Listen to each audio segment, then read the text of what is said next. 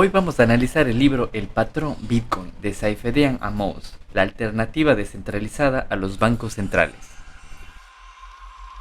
Hola, ¿qué tal? Soy Juan Sebastián Landi y esto es Blockchain y Criptos en Español, el podcast donde locos, geeks, rebeldes y todos quienes deseamos aprender sobre estas tecnologías disruptivas tenemos un espacio para compartir, desde la muralla china hasta la Patagonia. Si deseas participar en vivo, te invito a suscribirte a este podcast y unirte a nuestro canal de Telegram, Blockchain y Criptos en Español. Comenzamos. Hola amigos, bienvenidos a un episodio más de Blockchain y Criptos en Español. Hoy es sábado 14 de agosto del 2021 y han pasado exactamente 12 años, 7 meses y 12 días desde que se minó el primer bloque de Bitcoin. Les doy a todos la bienvenida, a todos los que se conectan el día de hoy, a todos los que nos escuchan a través de todas las plataformas que tenemos ahora disponibles, como son Spotify, YouTube y Apple Podcast también. Les quiero invitar a todos los que les interesa este tema y estos podcasts a que se suscriban a nuestro canal de Telegram, que nos pueden encontrar como Blockchain y Criptos en Español, en donde siempre estamos comentando noticias nuevas, los podcasts que tenemos disponibles, cualquier duda o sugerencia también estamos disponibles ahí para ayudarles. El día de hoy vamos a continuar con la reseña de libros que yo personalmente he leído. Todas las reseñas que he dado han sido de libros que yo los he adquirido físicamente, porque hasta el día de hoy, más que todo con temas que en verdad me interesan, prefiero tener los libros físicos en lo posible, en donde pueda conseguirlos obviamente. Pero hay ocasiones en las que es difícil encontrar el libro físico y también los tengo en PDF, en ebook y todo eso. Pero el día de hoy vamos a hablar sobre uno de los libros más famosos de este mundo de criptomonedas y se llama El patrón Bitcoin. Es un libro escrito por Saifedean Ammous. No sé si pronuncié bien su nombre, pero este escritor es de origen libanés. Fue lanzado en el 2018, su primera edición en español, que es el libro que yo lo tengo aquí en mis manos. Es un libro de 10 capítulos más o menos. Es un libro que tiene un poco más de hojas de páginas que los libros anteriores. Este libro tiene más de 200 páginas para leer. Son aproximadamente hasta el último capítulo, el capítulo número 10. Son como 338 páginas. Entonces es un libro un poco más heavy porque no habla solamente de Bitcoin, sino también habla de un poco de la historia del dinero, qué es el dinero. Explica la historia de cómo los gobiernos fueron pasando por los diferentes tipos de dinero, aplicando el dinero fiat, la historia del dinero fiat, el por qué se utilizaron metales preciosos ahí. Entonces va haciendo toda una reseña para que vayamos entendiendo desde las partes más básicas hasta llegar a explicar un poco en temas técnicos que las tecnologías que están detrás de Bitcoin, blockchain, todo eso, los retos que tiene que Bitcoin actualmente, la proyección a futuro que tiene y todo eso. Y desde el punto de vista de un personaje que tiene muchísimos títulos, el autor tiene un doctorado en desarrollo sostenible de la Universidad de Columbia en Estados Unidos. También realizó su tesis doctoral estudiando la economía de los biocombustibles y las fuentes de energía alternativas. También tiene una maestría en gestión del desarrollo en la Escuela de Economía de Londres y una licenciatura en Ingeniería de la Universidad Americana de Beirut en el Líbano. Entonces es un personaje que, como pueden ver, tiene formación en distintos ámbitos. Tiene formación en ingeniería, tiene formación en economía, también ha estudiado biocombustibles y energías alternativas. Entonces es interesante desde este punto de vista. El libro que él escribe a mí me parece uno de los mejores, y este fue el primer libro que yo leí, porque antes de eso había leído foros, documentación en internet, el white paper de Bitcoin, pero en sí este fue el primer libro que leí. Entonces yo se los recomiendo. Les quiero recordar que todos los links y todos los recursos que menciono en este podcast van a estar siempre disponibles en la descripción del mismo. Así que, bueno, como les digo, tiene 10 capítulos, entonces yo lo que he hecho en este podcast es sacar como las ideas principales o las cosas más interesantes que me han parecido de cada uno de los capítulos. Entonces, si les parece bien, empecemos por el primer capítulo, que se llama, el título del primer capítulo es simplemente Dinero. ¿De qué habla este capítulo? Las cosas más interesantes que yo encontré aquí. Él habla de un concepto de vendibilidad, que es, no sé si está bien traducido esa palabra, pero al menos en la versión en castellano que tengo yo en español, lo tiene traducido así como vendibilidad. Entonces él menciona que la vendibilidad es la propiedad esencial para que un bien sea adoptado como moneda en el mercado. Representa la facilidad de venta de un producto en el mercado siempre que lo desee su titular, con el menor prejuicio posible. Entonces, que existen dos tipos de vendibilidad. La vendibilidad en el tiempo, que indica la facilidad de transportarlo, y la vendibilidad en el espacio, que es la capacidad de conservar su valor en el futuro. Entonces, ¿qué podemos comentar de aquí? Que si comparamos este tipo de vendibilidad comparado entre Bitcoin y las monedas fiat, por ejemplo, vemos que la vendibilidad, dependiendo del papel que tengas, de la moneda fiat, del país que la emita, hay unas que tienen más vendibilidad que otras. Hay unas que te cobran comisiones del 20-30% cuando quieres ir a la gente que ha viajado, por ejemplo, cuando llegas de un país a otro, tienes tus papelitos y quieres hacer cambio por la moneda local. Y hay veces que dependiendo de la moneda que tú tengas, te cobran comisiones del 10, 20, 30%, porque no tiene tanta vendibilidad este dinero fiat. Entonces también el tipo de vendibilidad en el tiempo también. Las monedas fiat son muy difíciles de transportarlas. Ustedes saben que tenemos limitaciones tanto por gobiernos como por aeropuertos y todo eso que no nos dejan salir con más de tanto dinero. O incluso esta semana creo que vi una fotografía de una cantidad gigante de lingotes de oro y que en total sumaban no sé cuántos miles de millones de dólares, y al lado tenían una hardware wallet que es parecido como a un USB, que era una billetera de Bitcoin. Imagínense, y en esa billetera de Bitcoin se encontraba la misma cantidad de dinero.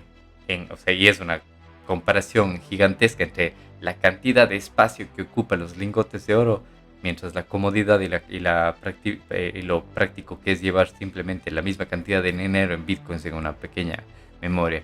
Y en cuanto a la vendibilidad en el espacio, es la capacidad de conservar su valor en el futuro. Y todos sabemos que las monedas fiat, todas fallan en esto, absolutamente todas, porque durante el tiempo todas las monedas fiat se devalúan y cada vez compras menos con cada moneda fiat que se emita, con unas más, con otras menos, pero absolutamente todas sufren de eso de aquí. Mientras que si lo comparamos con el Bitcoin, que tiene aproximadamente 11 años, recuerden que salió en el 2009, durante todos estos 10, 11 años que he estado, podemos ver que cada año va costando mucho, mucho, mucho más, y mucho más aún después de cada halving, que es cuando se divide a la mitad la emisión de bitcoins y las recompensas para los mineros. Entonces, este era un concepto que me pareció importante en este capítulo número 1, que simplemente se llama dinero y explicaba la vendibilidad. Otro tema importante también que encontré en este capítulo nos da a conocer 3 funciones básicas del dinero, o requisitos básicos para que algo se pueda considerar como dinero. Entonces, ¿qué menciona? Uno de los requisitos es que esto tiene que servir como medio de intercambio por bienes y por servicios.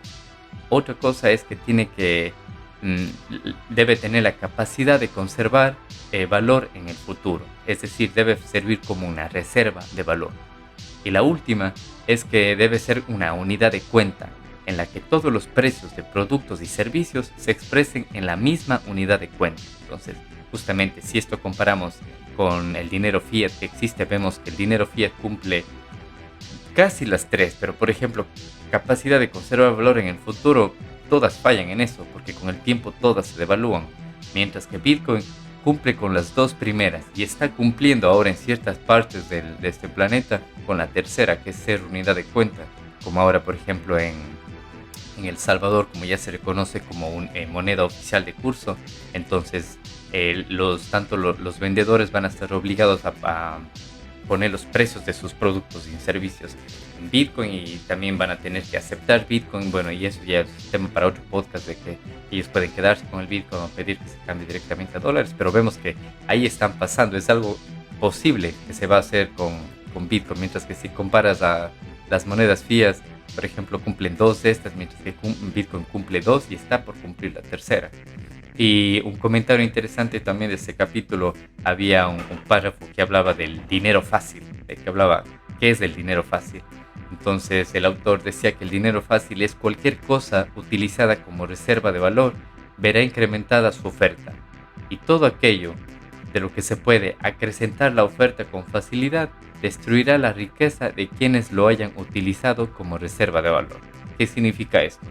Podemos ver de que él nos cuenta que cualquier ítem, cualquier moneda que se utilice como reserva de valor incrementará su oferta. Es decir, mucha más gente querrá esa moneda para utilizarla como reserva de valor. Mientras que todo lo que se puede acrecentar, todo lo que se puede emitir así fácil de la nada, eh, se robará o destruirá la riqueza de quienes lo hayan utilizado como reserva de valor. Entonces aquí vemos algo muy claro. Por ejemplo, la gente que durante toda su vida ha estado ahorrando en la moneda local, ven que cada vez con el paso del tiempo se va destruyendo esa reserva de valor, que cada vez puedes comprar menos.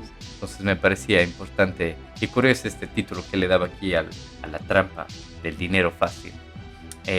Bueno, movámonos al capítulo número 2 que se llama Dinero Primitivo.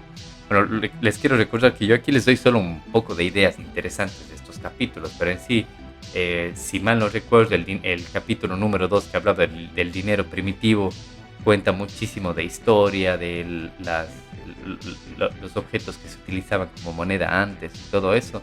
Entonces, algo que yo recalqué de aquí es que dice el autor, dice que una moneda fácil de producir no es una moneda, y el dinero fácil o débil no vuelve más rica a una sociedad. Al contrario, la empobrece, ya que pone toda su riqueza duramente ganada a la venta o cambio de algo fácil de producir. Entonces, importante y para reflexionar y para pensar un poquito esto de aquí, que las monedas fiat, que todas son fáciles de producir porque todas simplemente se imprimen, no hacen más que robar la riqueza de la población de la que está utilizando ese dinero, mientras que enriquece a la gente que está más cerca de la impresora y empobrece a quienes durante toda su vida han estado ahorrando en estos papelitos. Así que, bueno, solo esto tengo para rescatarse este capítulo, pero como les menciono, los capítulos son bien amplios y tienen muchísimo más por comentar, así que les invito a que lean este libro. Del capítulo número 3, ¿qué puedo comentarles?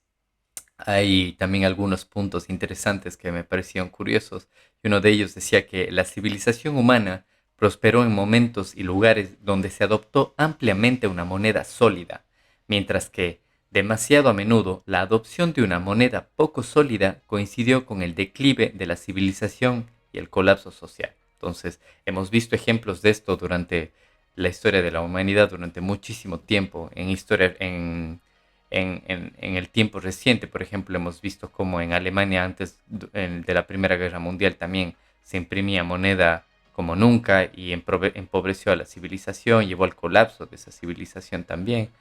Y me pareció importante porque justo es este capítulo que se llama Metales Monetarios, entonces habla un poco de esto de los metales que se utilizaban, como antes era un poco más fuerte la economía porque se usaba este tipo de monedas. ¿Qué otro comentario interesante que hace el autor aquí? Dice, el talón Aquiles del dinero del siglo XX fue su centralización en manos de los gobiernos y la no soberanía del mismo, es decir, no le pertenece a la gente. Y muchas de estas ideas también las vemos reflejadas en los otros dos libros que analizamos, como el Internet del Dinero 1 y 2, en donde también comenzamos que el dinero fiat no es el dinero de la gente porque es un dinero impreso por los gobiernos centrales. Y también algo interesante que encontré aquí es que él cita la Belle Époque, que es en francés la bella época del siglo XIX, fue la época más próspera para la humanidad, ya que más de 50 países usaban el patrón oro. Imagínense esto, en el siglo XIX más de 50 países tenían la misma moneda, es decir, todos utilizaban el patrón oro. Es decir, si tú te ibas con tu moneda de oro, no sé, de tal región, a otro país, podías usarla al mismo valor, al mismo peso y todo eso. Eso era algo increíble. Entonces, a partir de este capítulo y en este te empieza a contar el por qué fueron cambiando y saliendo de los metales preciosos a las monedas fiat. Otro comentario interesante que me pareció que quiero comentarles es que el que nos dice el autor es que este mundo se vino abajo en 1914.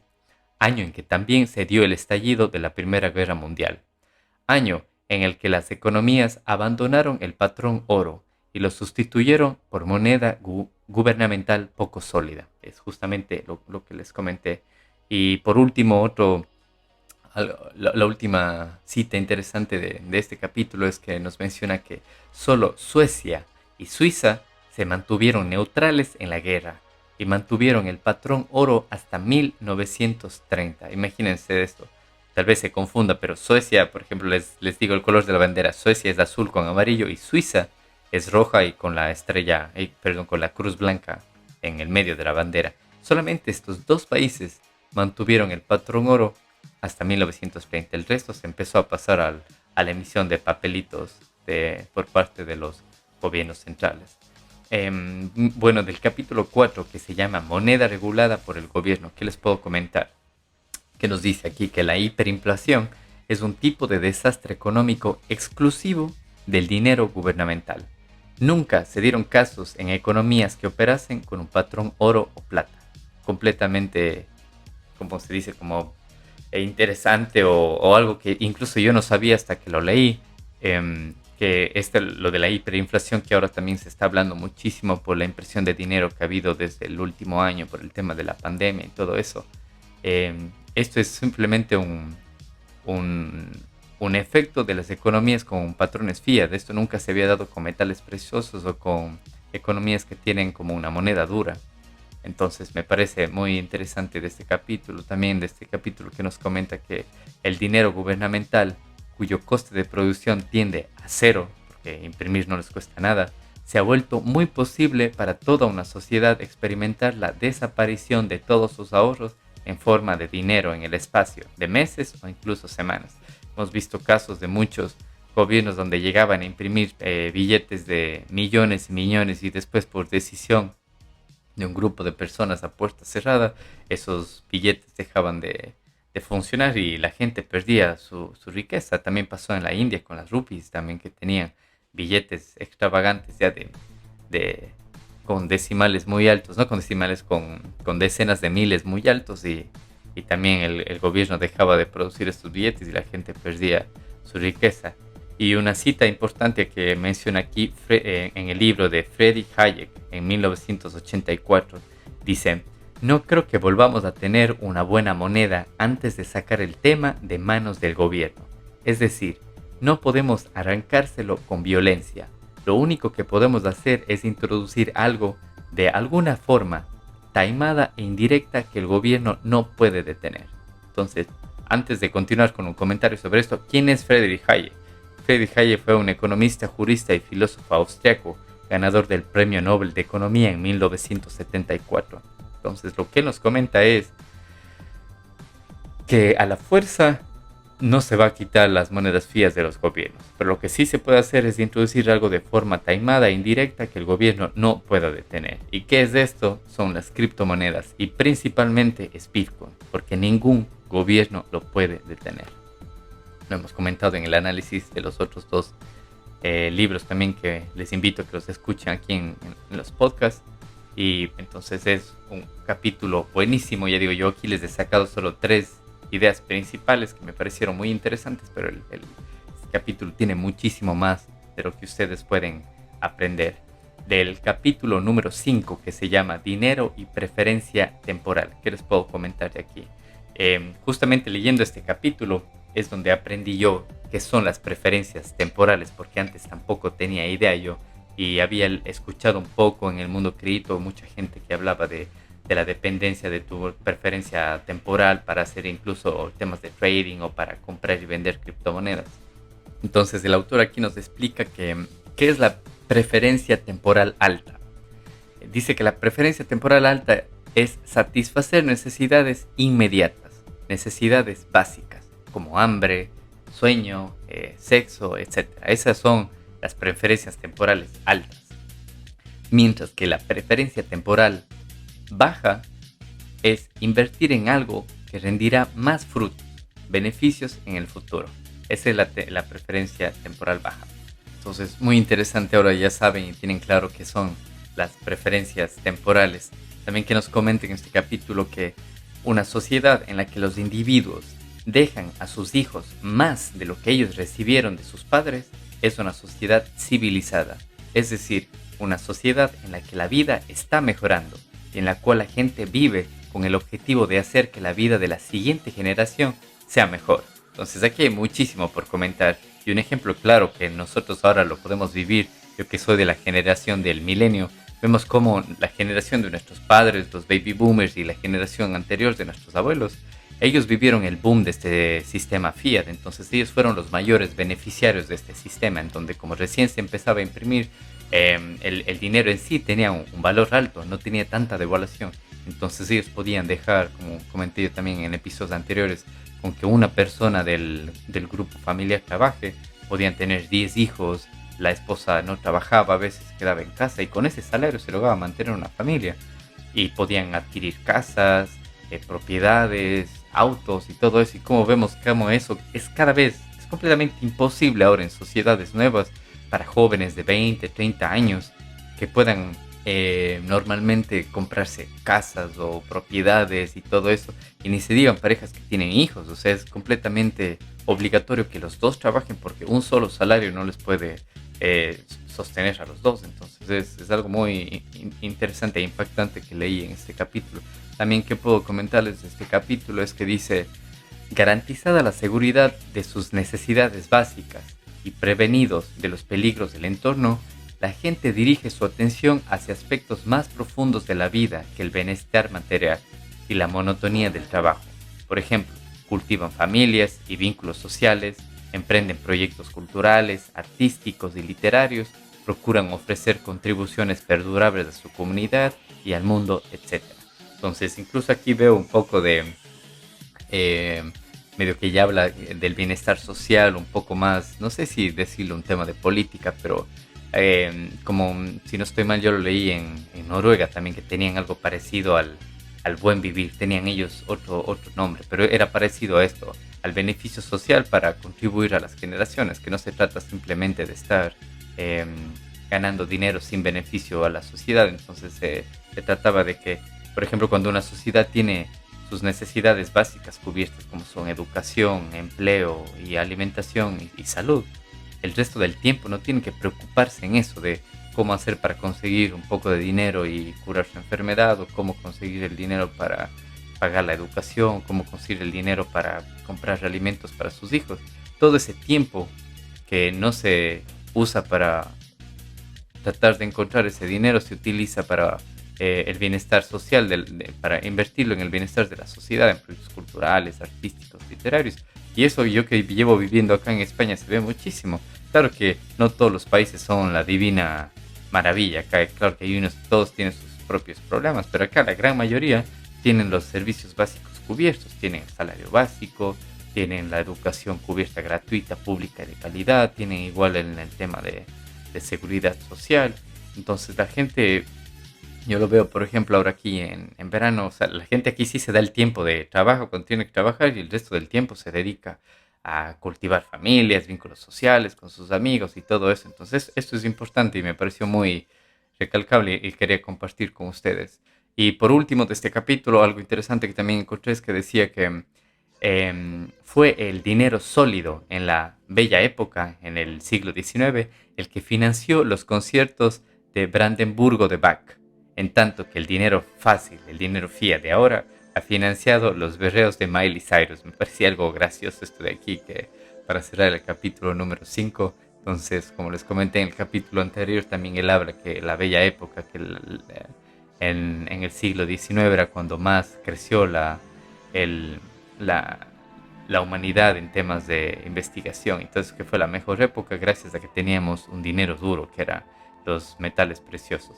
Y bueno, pasando al capítulo número 6, que se llama El sistema de información del capitalismo. Aquí les recogí unas 3-4 ideas más o menos para darles una idea de lo que va este capítulo y de lo interesante que es. Entonces, en este capítulo hay una cita de, bueno, voy a ver si lo pronuncio bien porque el nombre es medio, está no sé si en alemán o creo que se llama Eugen von Bauer, algo así, donde él dice que el tipo de interés en una nación reflejaba su nivel cultural.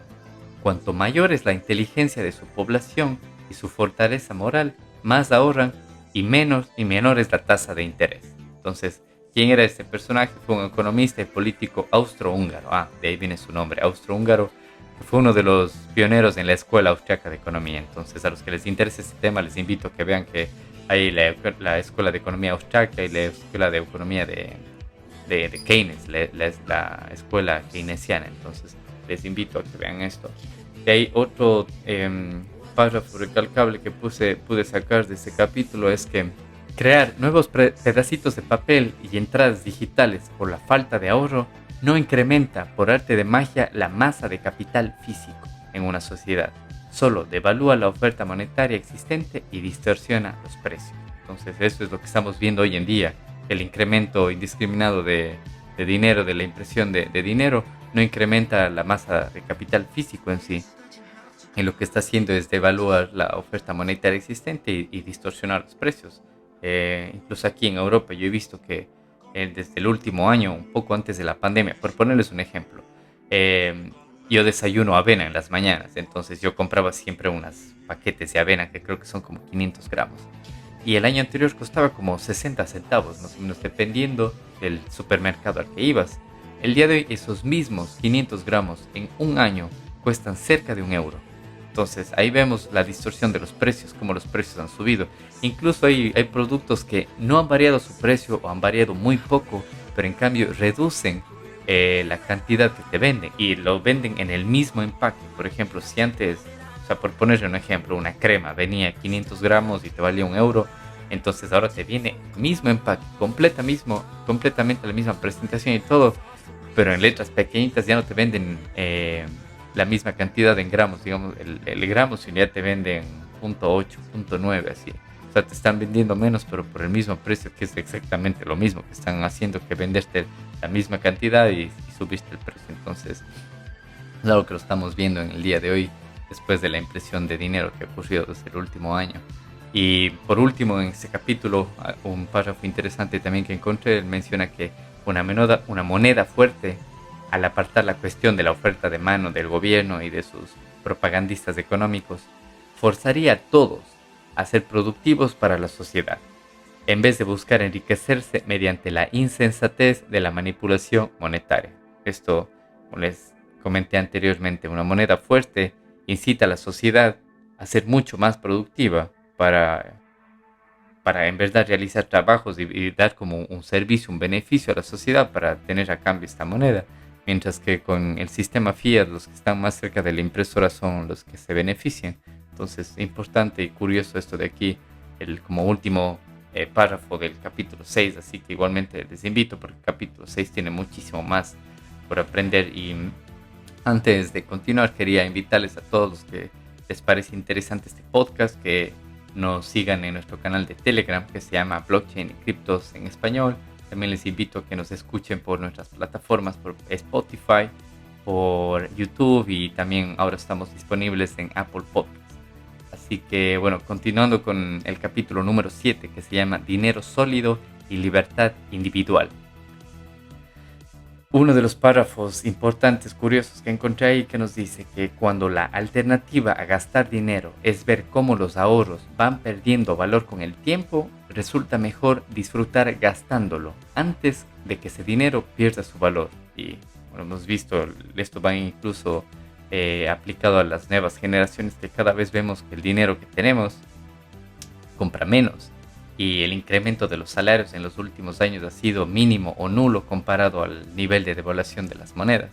Entonces, para que lo tengan en cuenta. También aquí encontré algo interesante que hace referencia a la escuela austriaca, que dice que un activo que conserva su valor es preferible a uno que lo pierde.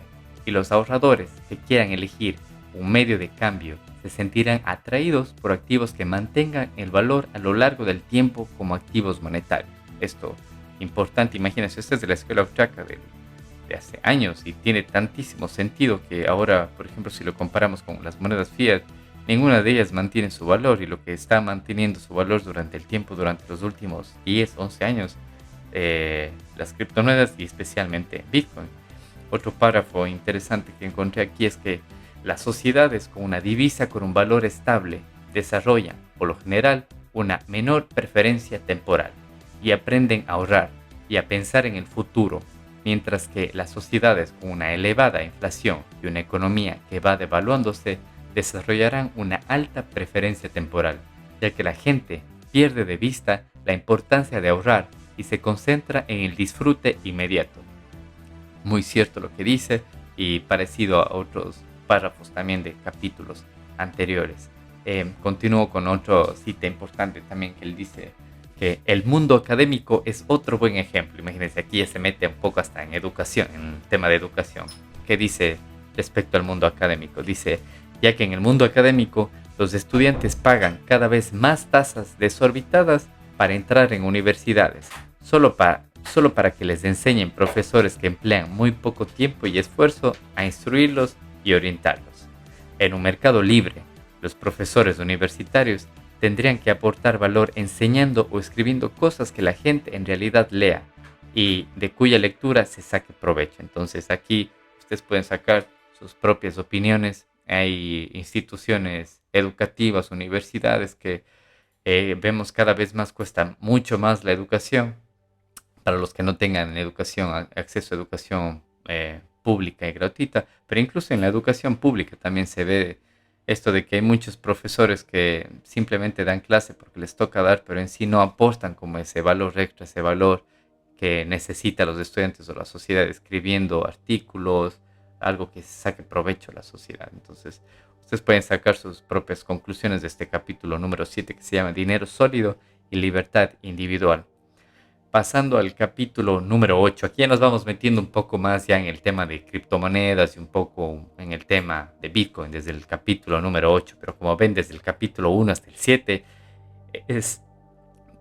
tienen para aprender muchísimo desde qué es el dinero, cómo funciona el sistema financiero actual, la historia del mismo, las ventajas y desventajas del mismo comparado con Bitcoin. Entonces es importante estos 7 capítulos para los que leen el libro completo, para que vayan entendiendo el porqué de Bitcoin, el por qué tiene más beneficios comparado a los sistemas fiat actuales.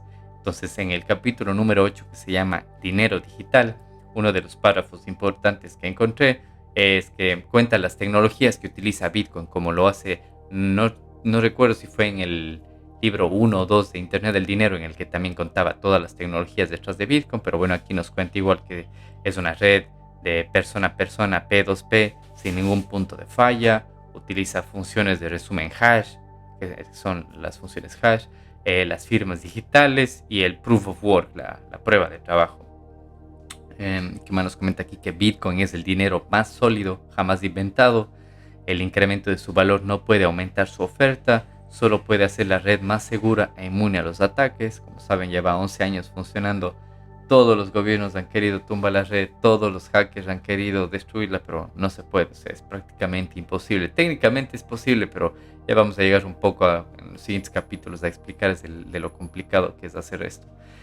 Nos explica qué es una función hash, que es el proceso que permite tomar un flujo de entrada de datos y transformarlo en una cadena de longitud fija, hash o resumen, mediante una fórmula matemática irreversible. ¿Qué quiere decir esto? Que si yo pongo, por ejemplo, mi nombre, Juan, y le hago una función hash, me va a salir una cadena de longitud fija de letras y números.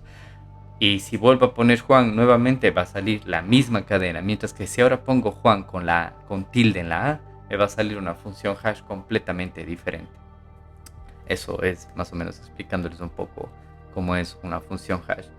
Pasando al capítulo número 9 que se llama ¿Para qué es bueno Bitcoin? Este es un capítulo interesante y también hay muchísimas ideas aquí. Yo les saqué unas cuantas para comentarles, pero es muy interesante este capítulo. Que comenta aquí que la oferta monetaria inmutable de Bitcoin la convierte en el mejor medio de guardar valor producido a partir del tiempo humano limitado, por lo que se erige posiblemente en la mejor reserva de valor que la humanidad haya inventado en toda su historia. O sea, es importante lo que él comenta, que la oferta monetaria inmutable de Bitcoin, porque como saben, Bitcoin van a existir 21 millones de Bitcoins, no más ni menos. Bueno, menos tal vez, en teoría se puede decir que menos sí, porque hay muchos Bitcoins que la gente perdió las claves y ya no tiene acceso a ellos, entonces lo único que hace es incrementar el valor de Bitcoin porque quedan menos Bitcoins para comercializarse. Y otro comentario interesante nos dice el autor, dice en respecto es relacionado al comentario anterior, dice: en otras palabras, Bitcoin es la manera más económica de comprar el futuro, ya que consiste en el único medio que no puede verse devaluado, por mucho que aumente su valor. Es verdad y es completamente cierto lo que él dice. ¿Qué más nos comenta aquí? Dice que Bitcoin permite a los seres humanos transportar valor de manera digital sin dependencia del mundo físico, lo que hace posible transferir grandes sumas de dinero a escala mundial en cuestión de minutos. Esto, por ejemplo, va relacionado a la fotografía que les comenté que vi esta semana de esta habitación llena de lingotes de oro y una hardware wallet junto a todo eso que ocupaba, no sé, puede entrar en tu bolsillo y que tenía la misma cantidad de dinero ahí. También nos habla un poco de soberanía individual, que nos dice aquí, dice, todo aquel que posee Bitcoin alcanza un grado de libertad económica imposible de conseguir antes de su invención. Y es completamente cierto, porque por más millones y todo que tengas de tal dinero fiat, no eres soberano individualmente. O sea, tu soberanía depende del gobierno que emitió ese dinero, depende de sistemas políticos y todo eso. Vas a estar limitado a lo que ellos digan o a lo que el banco te diga para poder mover tu dinero de un lado a otro. ¿Qué más nos comenta aquí el autor? Dice, Bitcoin contribuye en gran medida a corregir el desequilibrio de poder que se dio a lo largo del siglo pasado, cuando las autoridades lograron destinar el dinero de sus bancos centrales, obligando así a las personas a depender de ello por completo para su supervivencia y bienestar. Completamente cierto. Entonces dice que Bitcoin aquí nos logra sacar de ese sistema que actualmente estamos todos obligados a estar en ese sistema, no es opcional, nadie te está obligando a usar Bitcoin. Por ejemplo, Bitcoin es un protocolo que si tú deseas y tú gustas utilizarlo, lo puedes utilizar, pero si estás en un país, en una región que tiene su propia moneda, te ves obligado a utilizar esa moneda y te ves obligado a seguir las reglas de juego que ellos te pongan, a devaluarte la moneda cuando ellos quieran y todo eso, a limitarte la transportabilidad de tu dinero de un lugar a otro, a la cantidad que ellos digan y todo eso. Iniciaría de los bancos, que hay bancos que trabajan solo de lunes a viernes, los fines de semana no trabajan. Si tienes algún problema con los bancos de fines de semana, tienes que esperar hasta algún día hábil, y cuando hay festivos, ya mucho peor ni se diga. Entonces es muy cierto lo que él dice aquí en este comentario.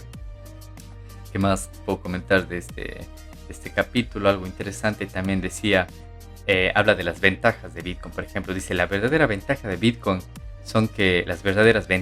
Bitcoin son que es una reserva de valor fiable a largo plazo y una forma de dinero soberana que permite a los particulares llevar a cabo transacciones sin permiso. Eso también hemos comentado antes, que para enviar bitcoins de una dirección a otra no necesitas más que la clave privada para acceder a tus bitcoins y la dirección a la que quieres enviar y listo. Y una conexión a internet.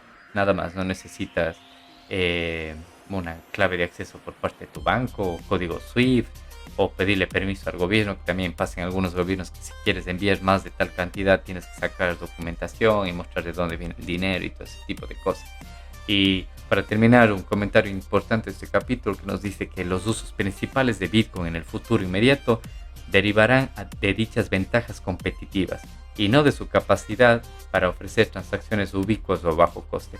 Y también tiene mucha razón en lo que dice, que el futuro de Bitcoin vendrá más de estas ventajas competitivas, como de no pedir permiso a nadie, enviar grandes cantidades de dinero, servir como reserva de valor, más que de las transacciones baratas o de las transacciones rápidas.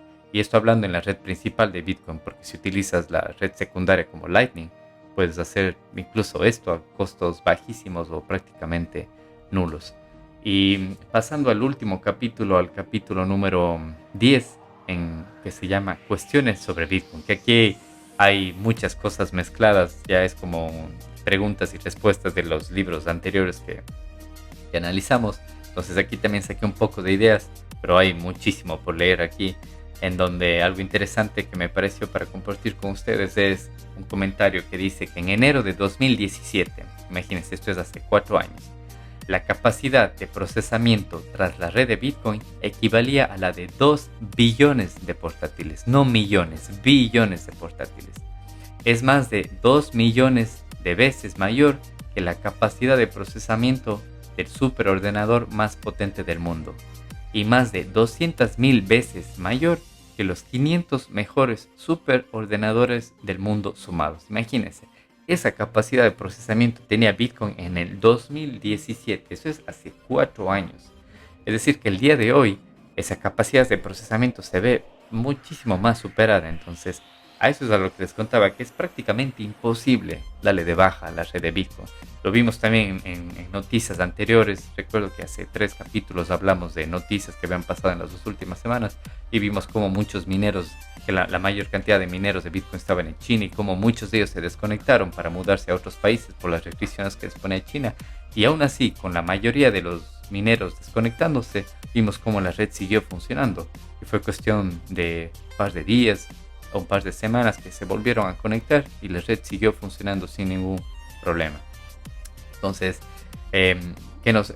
aquí tengo otro comentario relacionado al primero, entonces, donde él habla de qué se necesita para destruir Bitcoin. Entonces, él dice que para destruir Bitcoin, un atacante tiene que gastar enormes sumas de dinero sin retorno en absoluto. Y de hecho, incluso si tal intento tuviera éxito, los nodos honestos de la red pueden en realidad volver al registro de transacciones antes del ataque y reanudar sus operaciones. Y esto es verdad. Eso también lo leí en un libro técnico de Bitcoin y en una charla de Andreas Antonopoulos, donde él decía que el gobierno, el Estado-nación que quiera hacer esto, la empresa privada que quiera tumbar a Bitcoin, va a tener que gastarse una cantidad gigante de energía.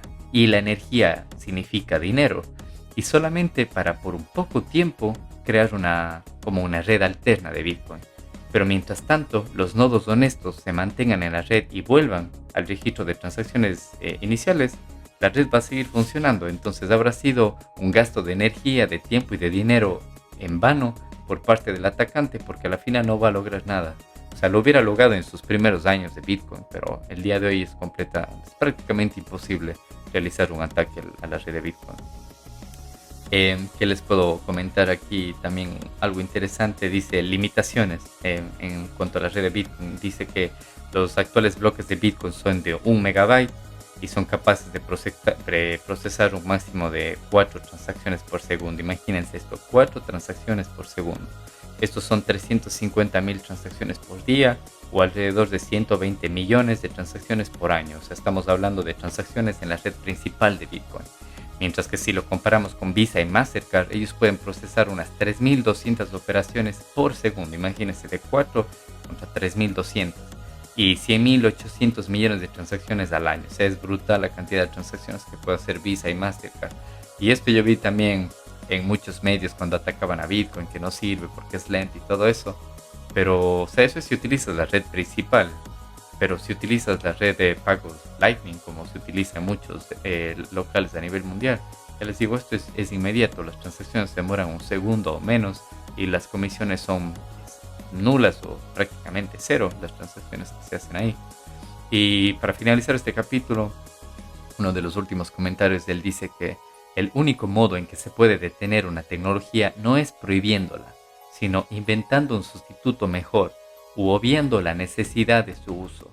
Jamás podría haberse prohibido la máquina de escribir o legislar para acabar con ella.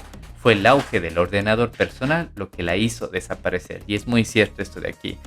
También creo que algo parecido se mencionó en el Internet del Dinero volumen 2, en donde él decía que las sociedades que prohíben una tecnología por el mal uso que se le da están yendo en el camino equivocado. Es como si en los inicios de los automóviles se hubiera prohibido eso porque alguna vez atropelló a alguien y hubieran decidido en seguir con los caballos. Imagínense dónde estuviéramos el día de hoy. Entonces es muy cierto y llama a la reflexión muchísimo de aquí, este último punto, por referencia a muchos noticieros y notas de periódico que he visto que dicen que Bitcoin solo lo utilizan los criminales y todo eso. Así que eso también ya hemos hablado en capítulos anteriores. Así que bueno, no sé qué les pareció, son 10 capítulos de este libro, lo hemos tratado más o menos como en 30-35 minutos más o menos, así que les invito a que lean este libro. Como les digo, tiene como 335 páginas más o menos, pero es un libro que vale la pena porque ya les digo, no solo trata de Bitcoin, sino también trata de la historia del dinero fiat, y es importante aprender de esa historia para saber en sí el por qué existe Bitcoin, contra qué tiene que pelear, las ventajas y desventajas que tiene. También les habla un poco de los retos que tiene Bitcoin en el futuro. Pero imagínense, este libro fue escrito en el 2017, publicado en el 2018. Y aún así, con los datos que nos presenta, que muchos de ellos ya están obsoletos, es sorprendente la cantidad de información que tenemos para aprender aquí, y nos abre completamente la cabeza. Así que quiero agradecer a todos los que han escuchado este podcast.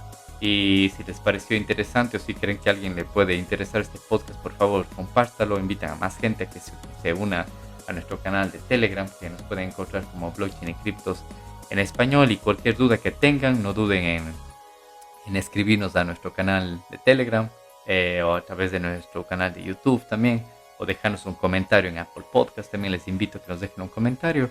Y sin más, me despido y nos vemos en el próximo episodio. Gracias por haber llegado hasta el final de este podcast. Te invito a participar en la grabación de nuevos episodios en nuestro canal de Telegram, Blockchain y Criptos en español. No olvides suscribirte a este podcast y compartirlo para que el poder de blockchain y la descentralización llegue a más personas.